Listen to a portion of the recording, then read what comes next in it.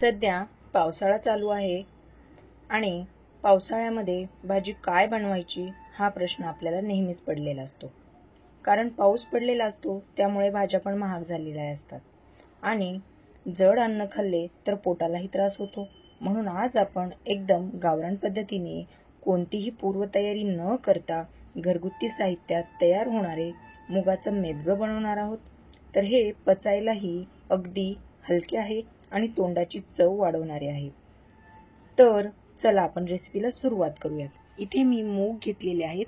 हे आपल्याला थोडेसे भाजून घ्यायचे आहेत आणि कुकरला याची 2 शिट्टी करून घ्यायची आहे. हे पहा, अशा पद्धतीने मी 2 शिट्टी करून घेतलेली आहे. हे मूग भाजल्यामुळे लगेच शिजले जातात, याला वेळ लागत नाही. आता इथे मी मिक्सरचं भांडं घेतलेलं आहे. त्यामध्ये हिरव्या मिरच्या, लसूण आणि शेंगदाणे आपल्याला हे वाटून घ्यायचं आहे. मी शेंगदाणे थोडे भाजून घेतले होते. अशा पद्धतीने इथे मी पातेलं गरम करायला ठेवलेलं आहे. यामध्ये तेल घातलेलं आहे. जिरे मोहरी घालायची आहे, हळद घालायची आहे आणि बारीक कट केलेला टोमॅटो घालायचा आहे. चांगलं हे असं परतून घ्यायचं आहे.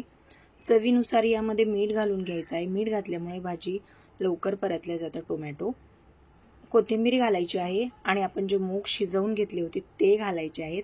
याला चांगल्या पद्धतीने मिक्स करून घ्यायचं आहे आणि जे आपण मिरचीचं आणि शेंगदाण्याचं वाटण घातलं होतं ते घालायचं आहे. हे पहा, छान अशी उकळी येऊ द्यायची आहे. खूप लवकर आणि झटपट अशी ही रेसिपी होते. हेल्दी अशी ही भाजी आहे. सर्वजण या भाजीला आवडीने खातील आणि तुम्हाला पण ही भाजी नक्की आवडेल. तर तयार झालेली आहे आपली मुगाची भाजी. तुमच्याकडे या भाजीला काय म्हणतात? मुगाचं मेदगं म्हणतात की मुगाची भाजी म्हणतात? मला कमेंटमध्ये नक्की सांगा. तर तुम्हाला ही रेसिपी जर आवडली असेल तर व्हिडिओला एक लाईक नक्की करा आणि जर चॅनलवरती नवीन असाल तर चॅनलला सबस्क्राईब करा.